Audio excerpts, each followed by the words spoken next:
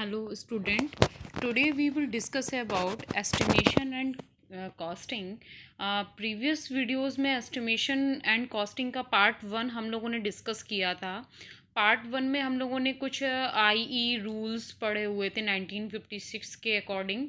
जो भी IE rules हैं वो पढ़े हुए थे. उसके बाद हम लोगों ने पढ़ा था कि हमारे यहाँ हाउस होल्ड वायरिंग कैसे होनी है और अर्थिंग रेजिस्टेंस कैसे लेते हैं.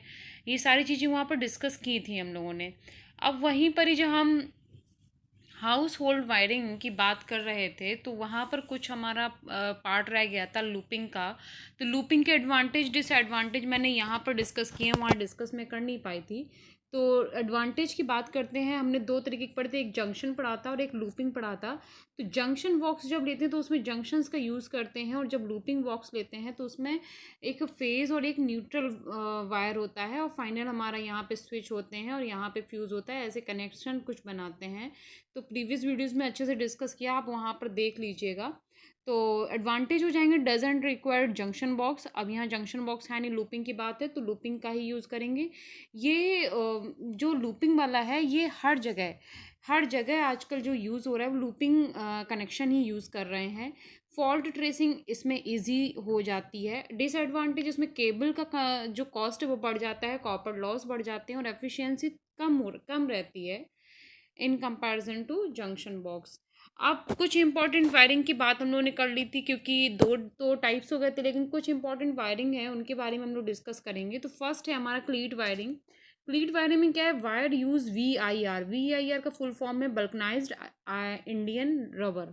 Okay, wire use PVC polyvinyl chloride. याद रखना ये सारे नेम, क्योंकि कभी कभी क्या होता है ये नेम का फुल फॉर्म ही आपसे पूछ लिया जाता है. Ceiling roof material porcelain cleats plastic और वुड.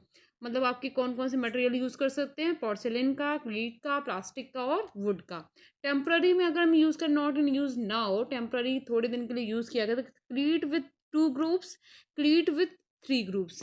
ग्रुप्स का मतलब भी हो गया फॉर मूवेबल.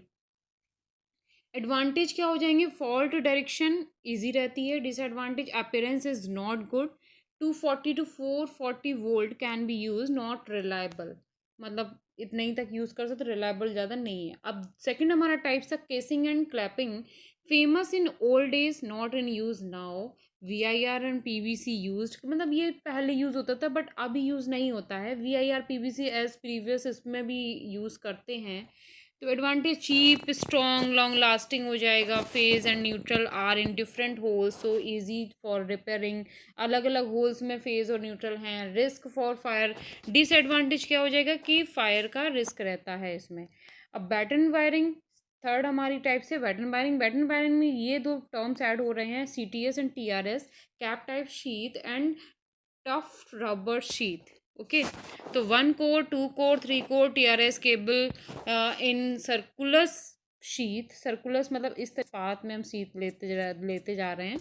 तो वो ये 1 कोर TRS मोस्टली. एडवांटेज क्या, chemical proof, water steam proof, slightly affected by lubricating oil रहता है. अब इसमें क्या है, ये हमारा वर्टिकल का फिगर बना हुआ है. इसी तरीके का फिगर हम हॉरिजॉन्टल में भी बना सकते हैं.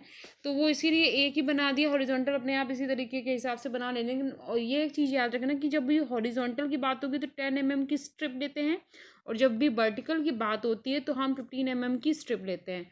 ये जो लगे हुए हैं ये इसमें ब्रास क्लिप्स लगी हुई हैं. टीक वीक टीक या वीक वुड बटन लगा हुआ है. Okay, simple and easy cheap. इसमें भी वही चीज़ें. हाई. अब disadvantage, high risk of fire, heavy wires can't. हर चीज़ में एडवांटेज डिसएडवांटेज रहते हैं, तो यहीं पर ही वो हैं. Lead sheath wiring. Next wiring हमारी लीड शीथ वायरिंग है. Modified version of batten wire. ठीक है, बैटन वायर का मॉडिफाइड वर्जन है. Covered in outer sheath of lead.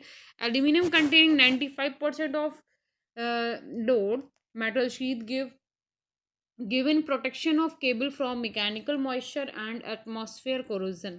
Earthing is provided. The cable are run on wooden batten and fixed by means of link clips, just as in TRS wiring.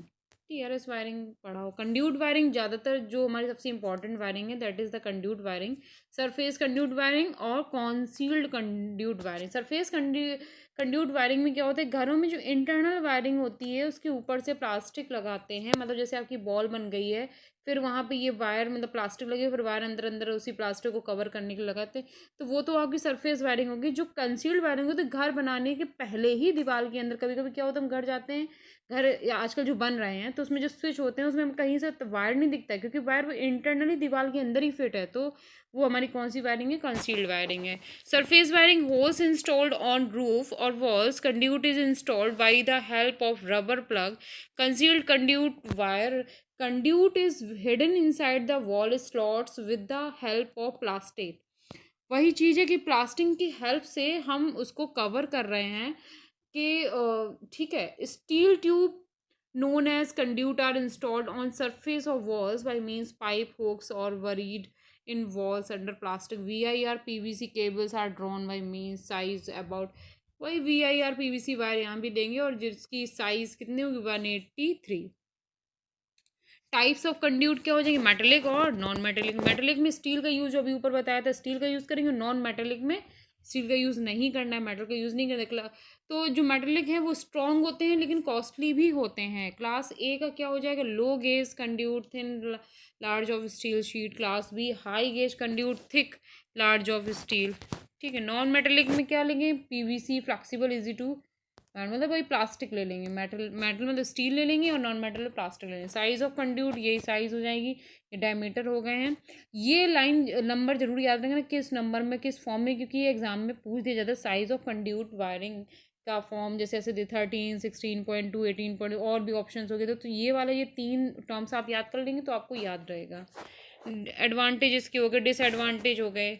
Okay, तो इस तरीके से आप लोग इसको